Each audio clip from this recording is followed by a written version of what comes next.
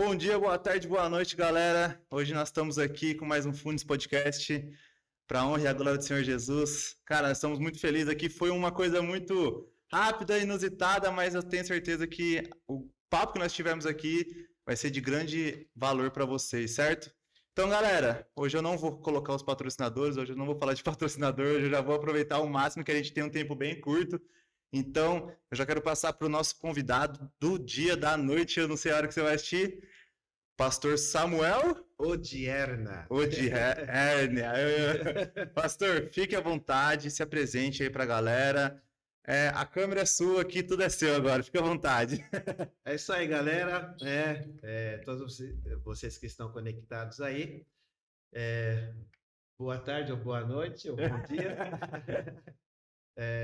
E paz seja convosco. E eu sou o pastor Samuel Odierna, sou coordenador estadual de música e artes na Igreja do Evangelho Quadrangular já há um bom tempo, né? Esse projeto começou há mais ou menos foi no ano de 2000, então são aí 23 anos aí que começou o projeto.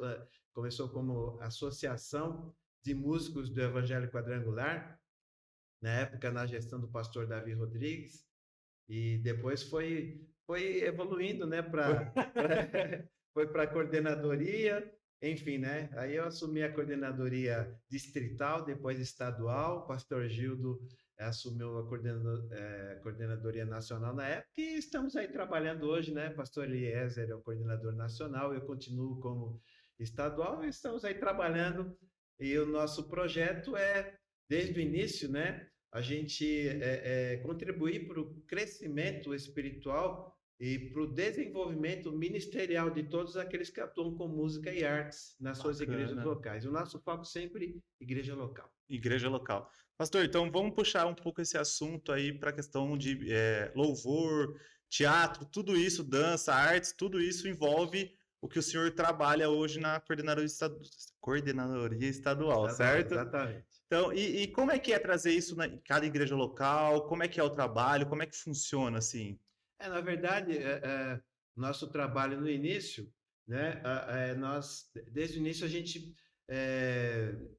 com esse foco, né, em desenvolver aqueles que atuam com música e artes dentro da igreja, então, nosso trabalho envolveu simpósios, envolveu treinamentos específicos em lugares específicos, né, envolveu também congressos, treinamentos em igrejas, Bacana. né? E como nós temos um coração voltado para isso, então nós temos investido na nossa vida nisso, e a gente paga o preço para poder ir até a igreja. Imagina mesmo. A gente paga o preço para poder ir até a igreja local, tendo agenda, porque as pessoas perguntam assim, pastor, se eu venho em igreja pequena, eu costumo dizer assim, Jesus vai lá? A pessoa diz, não, Jesus vai. Pô, se Jesus vai, quem sou eu para ir?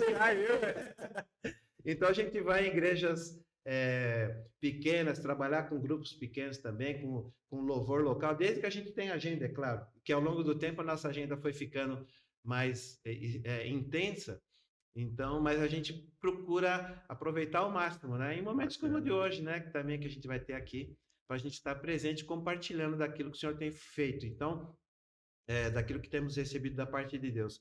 O nosso trabalho é conscientizar também o músico da importância do sacerdócio que se desenvolve com música. Bacana. Porque isso é um sacerdócio, a gente tem que entender que isso é uma missão de alto nível, é algo... o sacerdócio a palavra sacerdócio já traz esse conceito, essa ideia de uma missão muito importante, né? Então, existe um sacerdócio para Deus e um sacerdócio para o homem, né? Porque em algum momento o nosso sacerdócio é para Deus quando a música que a gente canta, quando a arte ela está sendo direcionada para adoração a Deus, porque Sim. Deus ele precisa ser adorado, não precisa ser evangelizado, Deus não precisa ser curado. Então, o nosso sacerdócio em algum momento é para Deus e em outros momentos serve ao homem, porque no sacerdócio, conforme a gente lê em Hebreus capítulo 5, os sacerdotes eram levantados nas coisas concernentes a Deus em favor dos homens. Ou seja, Jesus veio para a humanidade ser salva. Jesus veio, deu a sua vida pelo homem, e agora existe um sacerdócio para o homem. Então, nós treinamos aqueles que atuam com música e arte, para que exerçam esses dois sacerdócios Bacana. com sabedoria, preservando a necessidade específica de cada sacerdócio. Porque para Deus é uma necessidade, para o homem é outra. Então a gente tem que entender como fazer as duas coisas e fazer corretamente, com o coração sincero, com o entendimento de quem é Deus, do entendimento do que o homem precisa, e com um tipo de arte que seja inteligível, ou seja, ela precisa ser entendida. Aquilo que está sendo ministrado para o homem que não conhece a Deus, Entendi. precisa ser entendido. Ele precisa entender, nossa, olha, tem um Deus que... Tem algo ali, né? Tem um Jesus que salvou, que veio para o mundo e morreu por mim. Bacana. Né? E ele deu a vida por mim. Esse Deus me amou de tal maneira que mandou Jesus. A nossa música, a nossa arte tem que deixar isso claro. Não pode ser uma mensagem que eu não sei o que ele está falando.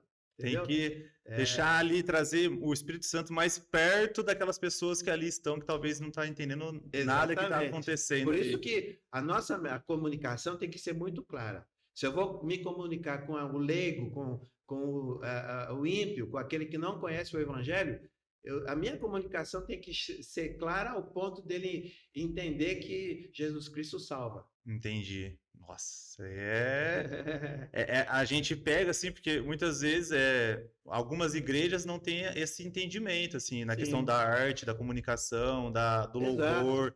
Acha que tá ali, e é até um paralelo, assim, da galera que, mas vou fazer lá o treinamento para quê? Eu não sei o que tem. Cara, isso aí é de suma importância, isso aí Com certeza, porque se eu tenho um papel a ser desempenhado através da música, porque, veja, os pilares, quais são os 3 pilares da igreja? Adoração,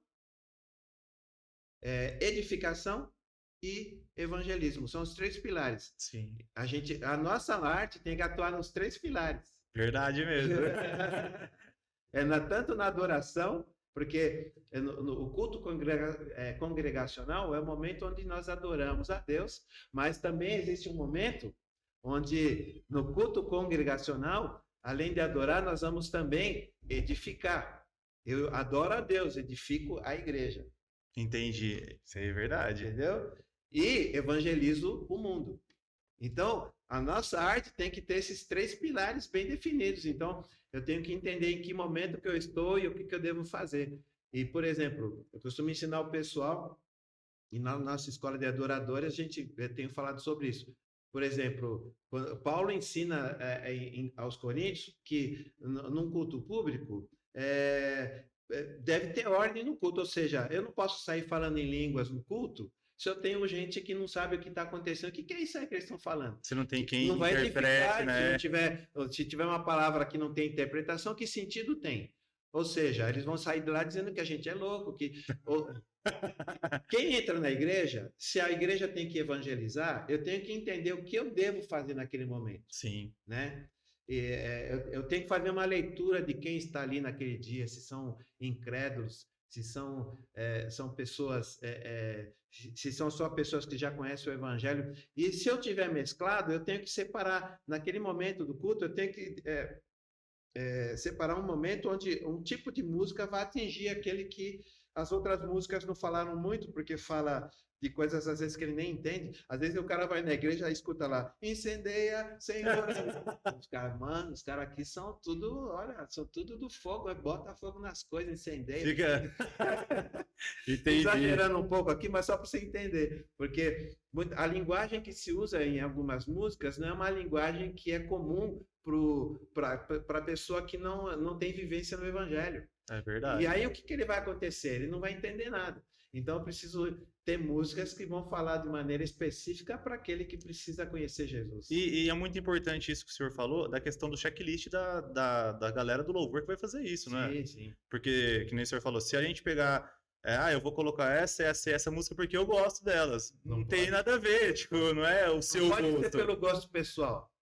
Você tem que estar aberto para necessidade. Sim. É por isso que o músico também tem que ser versátil. Você não pode tocar só. Eu tenho minhas preferências, mas na verdade eu sou eclético. Eu gosto de quase tudo. Né? Eu tenho preferência, mas eu gosto de quase tudo. Então, mas tem música que de repente é uma obra artística maravilhosa, mas não serve para o contexto do culto. Verdade. No culto, as coisas precisam ser um pouco mais simples, porque tem que ser o quê? Ela tem que ser simples o suficiente para que todo mundo possa entender, tanto os mais intelectualizados quanto os mais simples.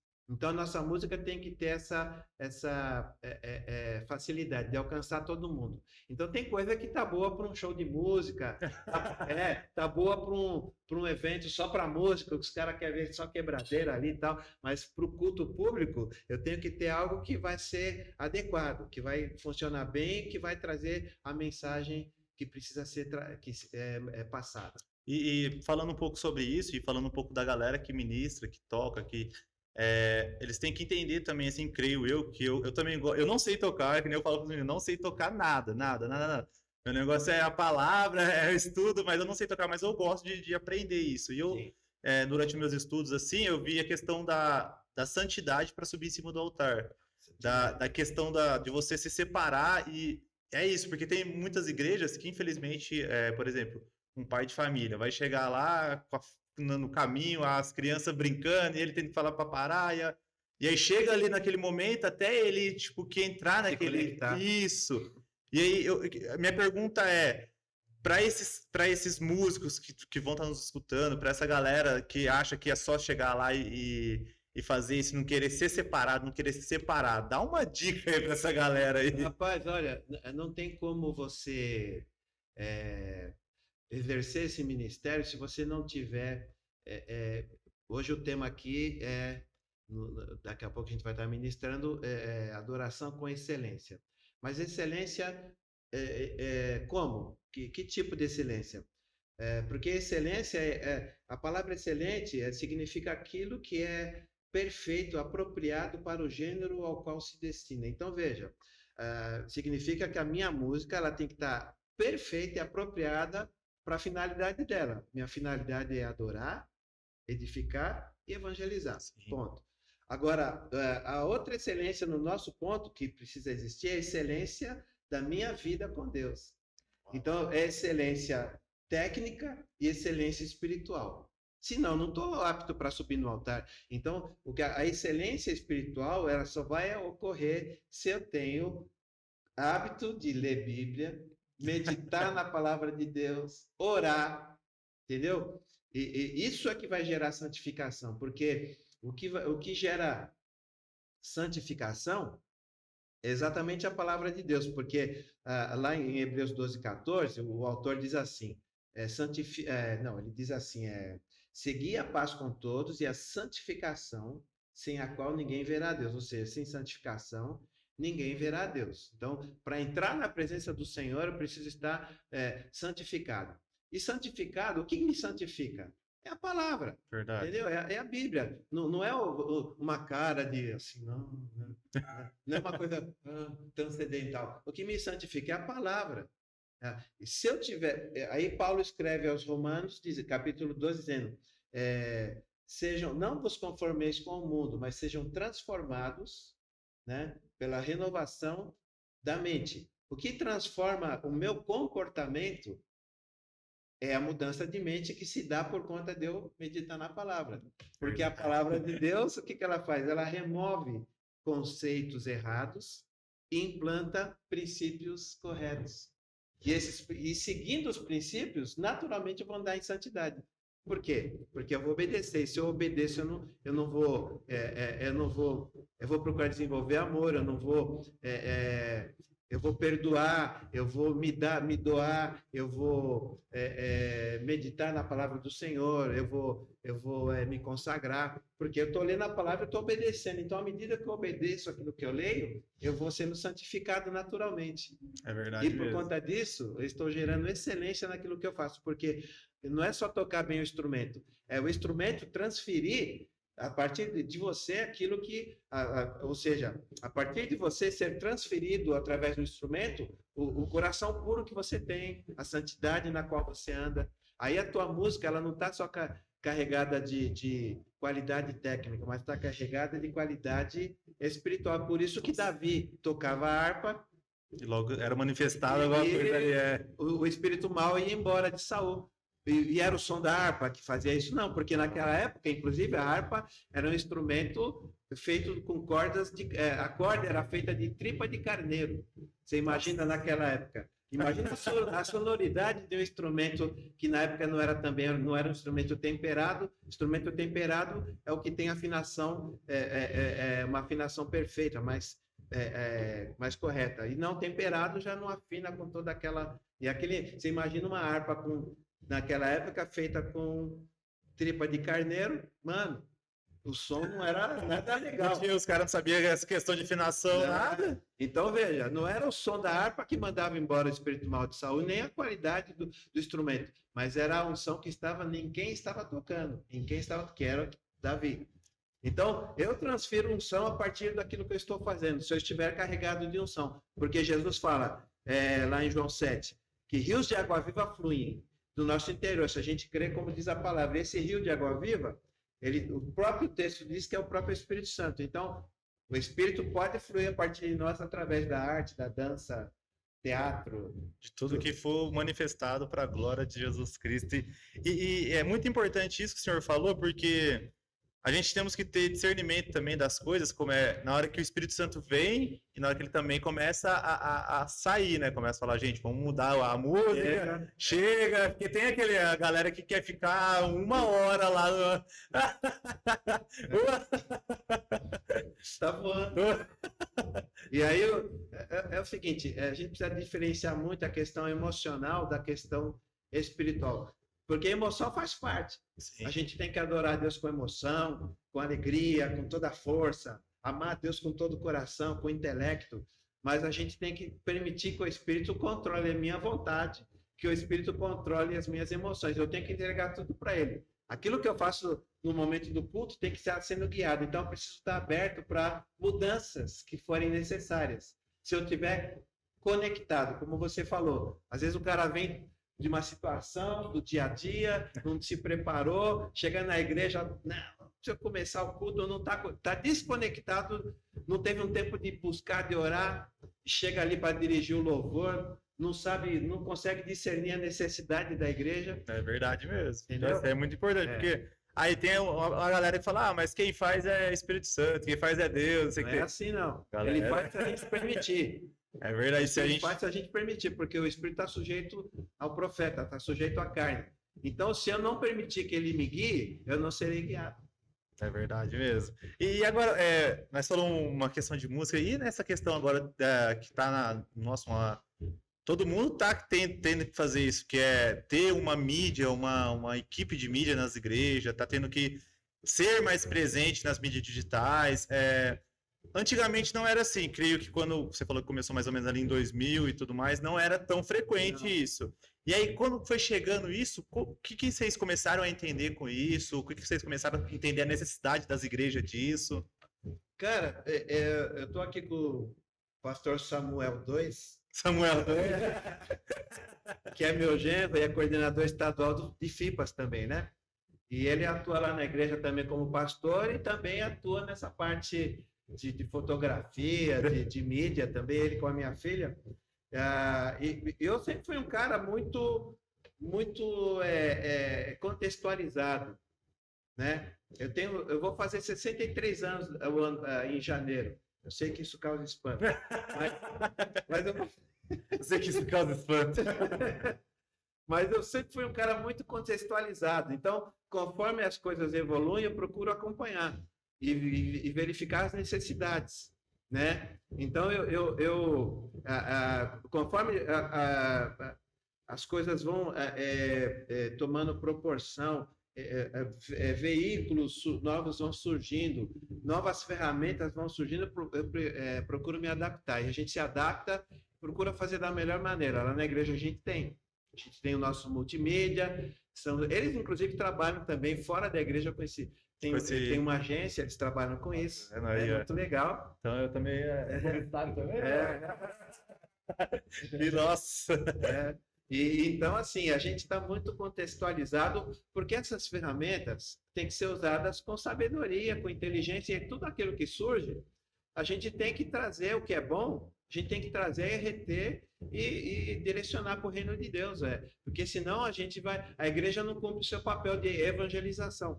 as ferramentas evangelísticas e de divulgação do evangelho, elas têm que ser usadas. Então, estou totalmente aberto para isso, sou favorável a isso, e isso tem que ser usado com sabedoria, com inteligência e com habilidade. Com habilidade, né? Eu acho que quando nasceu essa questão das mídias digitais, assim, uma galera que não, talvez estava na igreja assim, aqueles jovens, eles começaram a ter interesse aqui hoje a gente está aqui. Eu entendi isso, eu comecei a ver que a galera eu precisava treinar eles para fazer isso. Falei, então, já que eu tenho esse conhecimento, eu vou passar para eles também. E aí começou a surgir uma pessoa, aí começou a surgir, nossa, eu gostei disso aqui, vou começar a trazer para minha carreira profissional. E aí nós vimos assim que através de algo assim que foi bem despretensioso, começou a surgir pessoas, tá ligado? De diversas coisas, e eles falaram, cara, é muito da hora. Eu falei, cara, mas aí foi quando eu comecei a trazer esse lado espiritual para eles. Falei, vocês têm que ter discernimento também, o que vocês estão fotografando dentro do culto.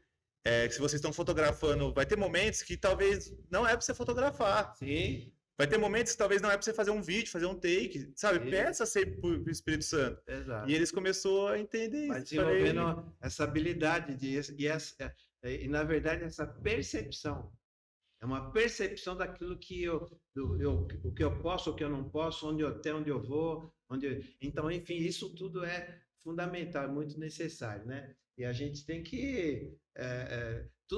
todas essas coisas têm que ser usadas em prol da evangelização do mundo. Antigamente, né, quando Jesus enviou, né, quando eles foram enviados, ir por todo mundo e pregar o evangelho, não tinha trem, não tinha avião, não tinha internet. Mano, então hoje, imagina hoje, como Jesus estivesse aí hoje, o que ele diria, né? Usem tudo isso e propaguem o evangelho, anunciem o reino. Ferramentas, né? Acho que enquanto nós tivermos ferramentas para propagar o evangelho, para levar o evangelista, para levar qualquer pessoa, um pregador, para fazer, sabe, realmente, assim, acho que é válido, assim. Sim, com certeza. Tem muita coisa que, cara, Galera, vamos deixar o pastor, né? Agora dar um tempo ali. Pastor, quero agradecer pela presença, quero agradecer. E eu não vou nem fazer outro, porque o menino já vem, já senta aqui, né? Vamos? Tem as moral? Trocar de ideia? Aproveitar. Não, já vamos aproveitar. O senhor vai e ele fica um pouquinho aqui. Propaganda agora. Senta aí, vamos trocar umas ideias também, aproveitar que você está aqui também. Pastor, desde já. Muito obrigado. Hoje vai ser um dia muito incrível. Deixa eu só ver se o senhor vai conseguir sair aí. Não, mas é que para dentro, a nossa dentro está quebrada.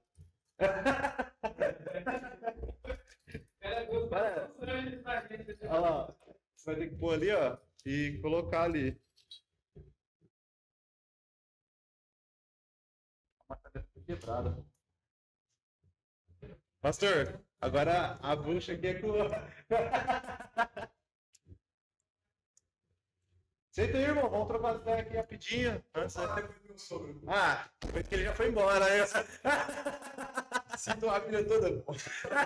Sobrou meu terceiro dia, viu? Porque recusou a nossa convite. Nossa. Mas por quê? Não, tá. Foi uma justa causa. É que pastor pequeno é convidado em cima de última hora, tá ligado? Ah lá, pastor pequeno. Aí foi complicado conciliar, tá ligado? Peixe pequeno Você nem parou, né? Continuou? Tá. Não, tá rolando. Galera, é isso mesmo. Eu não vou fazer nenhum corte, não vou fazer nenhum nada. Vai rolar tudo como se fosse tudo ao vivo. Pastor, se apresente aí, aquela câmera lá é sua, agora é a sua vez agora de brilhar. Boa. Fala galera, tudo bem? Meu nome é Samuel Felipe, eu sou pastor juntamente com meu sogro, pastor Samuel de Erna. Eu sou Samuel Felipe, o pastor Samu. Então, a gente está lá em São Mateus, a gente coordena os jovens da nossa região, a gente está à frente dos jovens da nossa igreja e também nos colocaram agora como coordenadores de FIPAS do estado, um grande privilégio fazer parte disso dentro da Quadrangular. Então, a gente está fazendo isso. Sou formado em Direito. Bacana. Faço o meu trabalho em publicidade, então tudo a ver. Tudo a ver, tá tudo igual. Minha esposa me convenceu a estar por essa parte, então eu gosto muito da parte de fotografia e vídeo, então é isso que eu entrei de cabeça, é isso que eu atuo hoje. Então o direito ficou ali em stand-by só para a OAB parada, para se alguém vier me provocar, eu falo, não, tem OAB. E tem uma ver, foi incrível, mano. Você tem uma agência? Como é que é? Assim, como é que você faz essa questão da publicidade? É porque eu também sou formado em publicidade. Então, nós vamos trocar, acho que vamos perder desse lado aí, depois nós vemos. Minha esposa é formada em publicidade e eu sempre tive curiosidade. Sempre gostei de foto, mas não tinha muita habilidade. Eu tinha um olho, mas não tinha oportunidade de fazer. Aí, junto com ela foi me fazendo alguns apontamentos, me apresentando algumas coisas. Aí a gente falou, poxa, por que a gente não começa? Então, hoje somos eu, minha esposa e um casal de amigos. Rafa e Tami, nós temos a Lab 011, então a gente atua ali na área de São Paulo, fazendo captação, gerenciamento de rede social e tal, tudo isso na parte do marketing e publicidade. A gente está atendendo. E lá. Dentro da igreja local, vocês também fazem? Dentro da igreja local, exatamente. Ela é a líder ali dessa parte de mídia da nossa igreja, então a gente toma conta de Instagram, da Comec também dos eventos estaduais, então a gente faz todo esse trecho aí desse tipo de coisa que hoje a gente sabe que é mais que necessário a gente se colocar nesse lugar, porque coisa ruim para ouvir na internet tá cheio, então a gente tem que apresentar qualidade, né, algo que seja relevante. Deixa eu só entender aqui, o FIPA, o que seria o FIPA? O FIPA... O que é? O FIPA é a sigla para o filho de pastor. É uma coordenadoria voltada para o filho de pastor. Muitas pessoas não conhecem o backstage da vida pastoral. Entendi. Então, acaba que existe muitos conflitos dentro da própria casa, igreja-casa, pai que é pastor na igreja não é pai em casa. Então, existem várias coisas que influem diretamente na vida dos filhos. Então, se nós fizermos hoje uma pesquisa, a gente vai ver que tem muito filho de pastor desviado, tem muito filho de pastor fora da igreja do pai, tem muito filho de pastor com problema.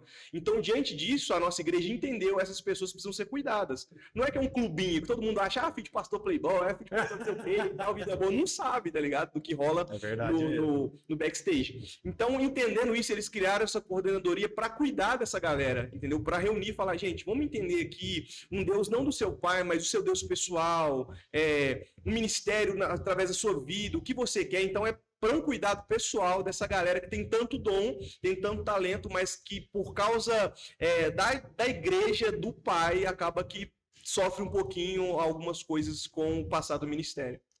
Entendi. Então, basicamente é para dar um auxílio para esse filho do pastor que talvez está ali, não sabe a identidade dele, acha que ele é o filho do pastor, não é a pessoa... sei lá, o Fabrício é filho do pastor X, e aí eu não me entendo, não sei quem eu sou o Fabrício, assim. A gente não tem nome.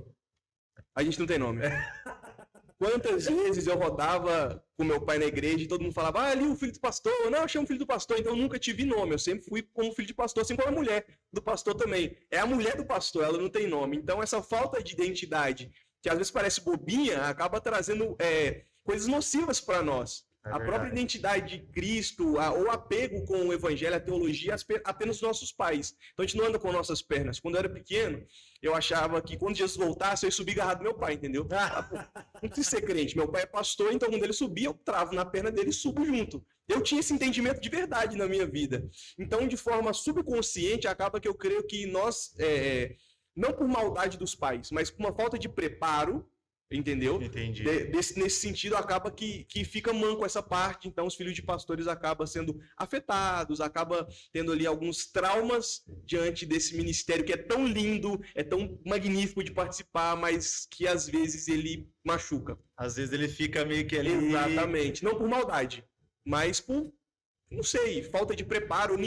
Muitas pessoas que se tornaram pastor não foram preparadas para isso. Deus chamou a pessoa e disse sim, a partir dali começou o ministério, uma igreja, eu sou pastor e agora, o que eu faço? Então a gente não é preparado para a vida, a gente aprende no caminho. E a vida ministerial, ela acaba que ela suga muito da gente. Ela toma muito nosso tempo. Então, se a gente não tem um equilíbrio de falar, não, peraí, eu vou servir a Deus, eu vou dar minha vida para isso, mas eu tenho uma família, eu tenho um filho. Filho, como você tá? Não, mas não, filho, como que você tá? Ter um dia para a família, ter um culto familiar, ter um cuidado com aquilo tudo. Então, acaba perdendo esse espaço, dá esse gap e acaba trazendo alguns transtornos para a família pastoral. Então, por isso esse cuidado tem sido de tanta gente quebrada, mas também é para os bons. Porque às vezes fala assim, então é um lugar só de um AA de filho de pastor, tá ligado? Alcoólicos Anônimos. Não tem. Tem gente muito boa porque é para isso. O nosso objetivo como FIPA é convergir em unidade. É entender que a gente não está sozinho, é entender que a gente é uma família. Então, o que eu creio não só para os FIPAs, mas para a igreja, como pastor, como tudo na minha vida, é convergir para a unidade. Então, a gente fez um evento esse ano, A gente reuniu 100 filhos de pastores, foi maravilhoso o nosso primeiro evento. E a única coisa que a gente falou foi, gente, isso aqui não é um congresso, isso aqui não é um seminário, isso aqui é uma reunião de amigos.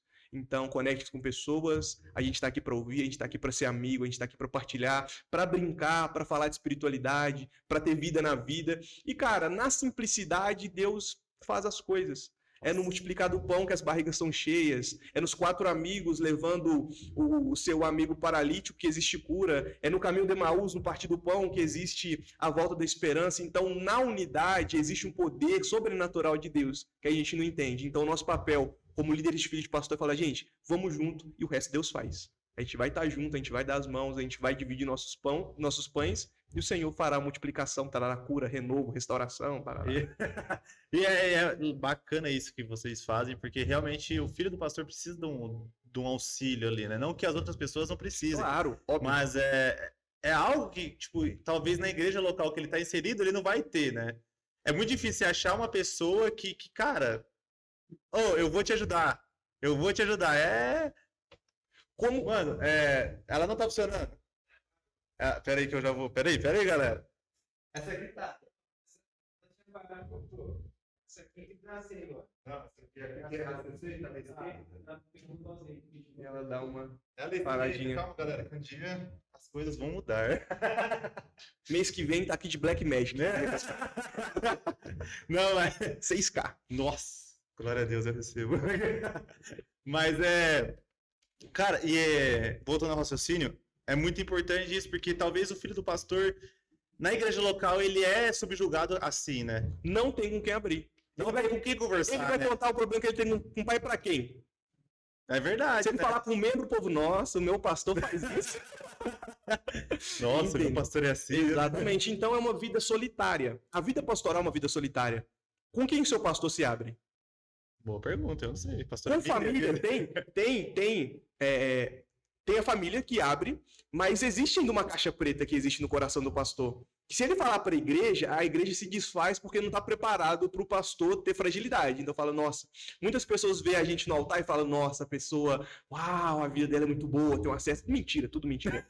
Então, o pessoal tem essa visibilidade da gente. Então, o pastor não tem com quem se abrir e isso vai descer na cadeia. A esposa não tem com quem se abrir e o filho piorou. Porque o filho tem um problema na igreja, ele vai falar com o pai. Não tem como. O pai, ele é uma linha muito tênue, porque ele é pai e pastor. Então, seu pai vai te corrigir. Você fala assim, pai, você ficou com a menina da igreja. Não façam isso. Aí, principalmente vocês, fipas, em nome de Jesus. Ele fez isso. Ele vai conversar com o pastor, mas também é o pai. Então, o pai vai falar como pastor como pai, ou como pastor pai. Então, ele pode ser um pai na hora que eu preciso de pastor, ou um pastor na hora que eu preciso de um pai. Então, quantas vezes, na minha família, eu já abri muitas vezes, meu pai muitas vezes era pastor quando precisava de um pai. Eu falava, eu não quero um pastor agora, eu queria um pai. Meu pai era pai na hora de ser pastor, na hora dele me pastorear, Então isso dificultou muito a minha fé. E meus amigos na igreja, muitas pessoas chegam pra gente para ter acesso ao nosso pai, muitas amizades convenientes. Então, é uma vida complicada. Por mais que a gente vê nossa foto no calendário, vê a gente no altar, fala, uau, é a família da capa do CD, a família... Não, a gente tem problema como todo mundo. Então, a gente está aqui para ajudar a convergir a família em si. Aos filhos voltarem para os pais voltarem para os filhos. A gente fala, gente, os nossos pais foram preparados no tempo antes do nosso, um tempo que não tinha tanto conhecimento, um tempo que não tinha tanta amabilidade uns entre os outros. Então, eles foram sozinhos. E conseguiram construir o que construíram até aqui. Mas deixaram muitos mortos e feridos na caminhada. Então, a gente está aqui para falar, gente, não é por mal. Foi por uma falta de explicação. Se tivessem pessoas lá atrás falando, pai, olha o seu filho, pai, cuida da sua família, eu creio que nós teríamos uma história diferente. Mas como filhos de pastores hoje, nós estamos escrevendo a história da igreja do futuro. Então, em nome de Jesus, nós cremos que a igreja do futuro terá essa ferida sarada. Então, nós vamos estar convergindo para outro lugar, fazendo outra coisa, porque até lá a gente crê que a gente vai conseguir verter isso numa unidade tão extraordinária que esse problema será sanado. Assim, cremos em nome de Jesus. E isso que você falou, o pastor não tem que se abrir. Uma vez eu comentei com o pessoal que eu lidero, né? Eu cheguei e falei, galera, vocês estão preparados no dia que eu falhar com vocês? Todo mundo ficou assim. Eu falei, não, é sério, vocês estão preparados? Porque eu tô preparado no dia que vocês falharem comigo. Mas vocês estão preparados no dia que eu falhar com vocês? Aí todo mundo ficou... Será que ele vai confessar um pecado? Eu falei, não, galera, sabe por quê? Porque vocês estão entendendo aqui que eu também sou ser humano? que eu tenho falhas e eu posso um dia falhar com vocês, talvez seja numa palavra, seja numa atitude, mas vocês estão preparados para isso? Porque eu lidero vocês, eu discipulo vocês, e aí? Aí eles começaram a meio que entender, tá ligado? Eu falei, se eu for falar cada coisa que não me agrada em vocês aqui, a gente vai ficar aqui num debate, mas e vocês certamente têm coisas que eu também não agrado. E aí? A gente vai conseguir tirar um pouco essas diferenças e falar, cara, Deus tá com ele, e ajudar e pedir ajuda, porque que nem, cara, tem vezes que, assim, eu não sei, hoje aqui tá o Paiva com nós aqui também, da Rede Ecoa, e cara, eu não sei vocês, assim, mas tem vezes que eu chego em casa que eu falo, cara, eu não posso falar isso pra minha esposa, eu não posso falar isso pra ninguém, eu vou falar isso com quem? Eu vou falar isso com Deus. E aí é um negócio que eu começo ali a chorar, começo ali, porque não tem o que falar, porque o meu medo é falar com alguém e acontecer alguma coisa, e aí a pessoa não me entender, fala, não, mas, cara, vocês estão... Aí eu falo pra líderes, tipo, acho que não sei se você vai ter o mesmo pensamento que eu, tipo de, cara, é muito bom ser líder, é muito bom isso, mas tem coisas que nós vamos estar carregando que é só nós e Deus e, tipo, cara, você tá preparado para isso? De ter momentos que nós não vamos conseguir... Cara, vai ter um peso ali sobre nós, tá ligado? Que é, tipo, você tá disposto a isso por conta das almas? Não sei vocês, eu tô, mano, amo muito almas, tá ligado? E eu sei disso, entendo isso, é um peso espiritual, é um peso, é algo que, cara... Tem vezes que eu venho orar com a irmã aqui dia de segunda-feira, a irmã Cida, e ela é irmã do Coque, ela é...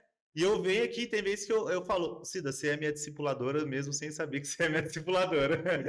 Que a gente troca ideia, a gente conversa, a gente ora, e é só eu e ela. Porque é livre para a igreja inteira, mas geralmente só vem eu e ela. Mas, cara, é basicamente isso que vocês tratam também, assim, algo assim, cara, porque eu fiquei muito maravilhado, assim, eu já sabia que existia, eu conheci você, acho que lá em Limeira, mas aí tava lá na plateia, lá longe, né, chegou tarde ainda, e ver, assim, pessoalmente, ver, cara, a importância do seu trabalho, né? Cara, eu acho não, eu creio que da nossa dor a gente busca responder com o evangelho. Então eu sei o que eu sofri como filho de pastor solitário. Sim. Eu sei muito bem como eu fiz das minhas mazelas um álibi para eu poder sair da igreja, para eu poder pecar, para eu poder culpar meus pais, a igreja. Eu sei muito bem o que é esse caminho solitário, para onde ele me conduziu. E a minha cura foi exatamente a comunhão. A minha cura foi ter pessoas comigo falando, cara, a gente está aqui por você. Você pode ter um ministério, você pode ter o que você quiser, mas independente de tudo, a gente está aqui com você, Samuel. Não é filho do pastor, não, a gente sabe seu nome, a gente sabe a data do seu aniversário, a gente sabe o que você gosta, o que você não gosta, a gente está aqui por você. Então esse entendimento, eu como pessoa num corpo de pessoas, de amigos que confiavam em mim, mesmo nas minhas falhas, isso me animou. Pessoas que estavam ali para ser braço, para ser um comigo, sabe? Para carregar a minha cruz comigo. Isso transformou minha vida. Eu falei, poxa, beleza, agora eu tenho um lugar onde eu posso ser eu. Onde eu não preciso colocar uma máscara, onde eu não preciso fingir um sorriso, onde eu não preciso mudar minha voz. Eu posso falar, cara, eu tô mal e é isso. Eu só quero ficar aqui com vocês, eu quero contar um problema. Porque você bem disse que quando você tem um problema, você vai pro seu quarto, você não pode falar pro seu esposo, seu filho, você vai e ora. Só que mesmo a gente orando, Deus vem no nosso coração, Ele conhece as palavras antes que cheguem na nossa boca, Ele sabe de todas as coisas, Ele tá no íntimo do nosso coração, Ele tá no nosso âmago, mas ainda fica. Tá ligado? Ainda fica aquilo dentro da gente, ressoando, remoendo. Então, a beleza do Jesus encarnado é que Ele nos envia uns aos outros. Se você ler o Novo Testamento, várias vezes Ele nos envia uns aos outros. Até em Hebreus 10 ele fala, gente, suporta e vai uns aos outros. Exorta uns aos outros para estar juntos, porque a gente precisa de gente. O pecado que sara é aquele confessado ao próximo. Sim. Mas eu confessei para Deus, mas isso não trouxe a cura completa. Você precisa chegar para alguém, abrir sua caixa preta e falar, eu errei nisso. E não sei você, mas quando eu falo, parece que vem um bálsamo. Vem. Ai, meu Deus, eu confessei.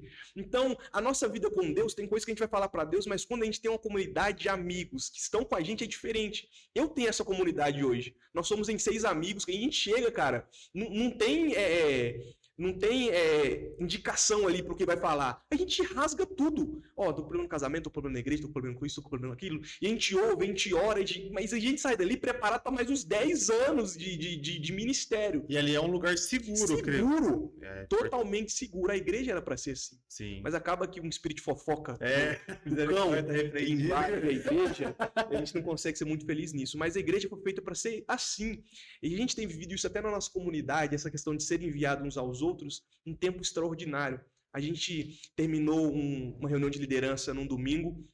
A gente terminou, aí minha esposa deu uma direção e falou assim: gente, por que a gente não vira um pro outro e fala uma qualidade? Isso era 4 horas da tarde, a reunião tinha acabado. Fala uma qualidade e vai embora. Só pra gente terminar a reunião ouvindo uma palavra de bênção. Cara, uma pessoa falou pra outra e voltou. A gente ficou das 4 às 7 ministrando uns aos outros. Mano, veio uma presença de Deus, condensou aquele lugar que a gente estava em prantos, amando, abraçando, entendendo, não importando quem era levita, quem era pastor, quem era diácono, não importava, a gente era um, sabe, com o coração escancarado, vendo beleza no outro. Então, cara, o reino de Deus estava ali. A gente terminou o culto de quarta agora, eu ministrei no final e falei: gente, vamos ser igreja, vamos orar uns pelos outros, abraça alguém aí e ministra uma palavra. Cara, de novo, o culto custou para acabar e a presença de Deus. Então, a minha percepção é que o avivamento que nós precisamos viver hoje é um avivamento de unidade. A gente entender a família de fé que nós temos. Esse espaço que o Senhor vem e reuniu 12 e falou: gente, através de vocês vão ganhar o mundo. Jesus poderia caminhar sozinho e ganhar o prêmio. Ele foi o varão perfeito. Ele não pecou em nada, mas ele escolheu 12 indignos para mostrar que a unidade aperfeiçoaria eles e faria eles mudar a história da humanidade. E através daqueles 12 indignos que o Senhor escolheu, existe mais um que sou eu. Que encontrei um indigno que me abraçou e falou: cara, nós somos indignos, atrás do varão perfeito que ele irá nos aperfeiçoará até o fim. Então, nessa unidade com Cristo, através do corpo, cara, a gente tem vivido coisas extraordinárias, porque o ser humano não foi feito para andar sozinho. Você é filho de pastor, você é líder, você é pastor, procure comunidade, procure união, procure estar com gente boa, tá? Porque gente pra tá falando besteira também é o que mais tem. Procure unidade que edifica para que você tenha um lugar seguro para você ser você, o Espírito ministrar no seu coração, sua identidade ser revelada e você poder ser a criatura para cumprir o propósito que Deus tem para a sua vida. Isso aí é muito importante. Só a gente tá caminhando para a reta final, galera. Também vou liberar o pastor. Cara, eu ouvi sempre atrás um cara lá da Angola falando, não sei se vocês acompanharam isso, mas o cara falou assim: ó, procure amigos que queiram orar com você. Cara, isso eu falei: cara, nós queremos comer junto, queremos fazer tudo que é junto, mas na hora de orar é raro, sabe?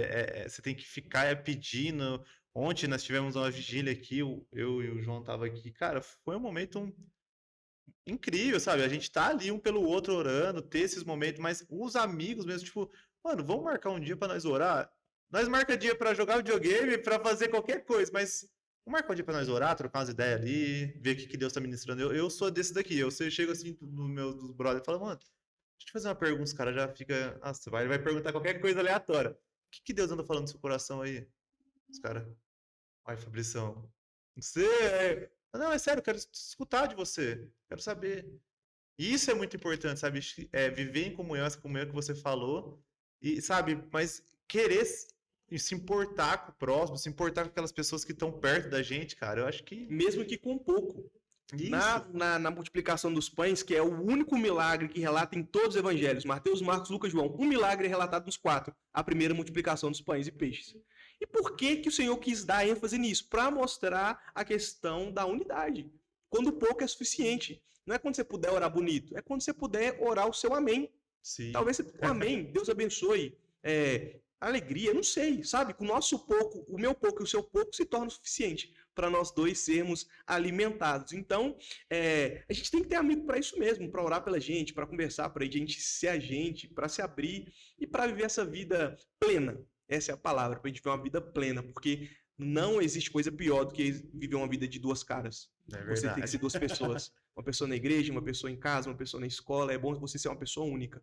Quando você tem um lugar para você ser você cria raiz suficiente para você ser pleno em todos os lugares, sendo a mesma pessoa, o filho de Deus, a filha de Deus, que a gente foi vocacionado para ser. Isso é bom demais, Nossa, ver a liberdade isso da identidade de Cristo, cara. Eu lembro quando eu era na escola, ou em casa, ou na igreja, e era um inferno na minha vida. Hoje eu sou o SAMU, e eu tenho até dificuldade, tô por confessar o pecado para vocês, porque eu sou muito transparente. E isso é um problema, porque às vezes eu vou pregar e eu não quero ser o cara que o povo vai admirar como ser perfeito. Eu quero que eles vejam o SAMU que está sendo lavado nas águas ali das vestes do Cordeiro. O cara que está caminhando com Cristo. Eu não sou perfeito, nunca quero ser. Então eu chego lá na igreja, às vezes eu passei um dia no trânsito, eu fechei alguém e tô com o coração fechado. Eu falo, gente, pelo amor de Deus, tô com muita raiva hoje. Um cara me fez raiva.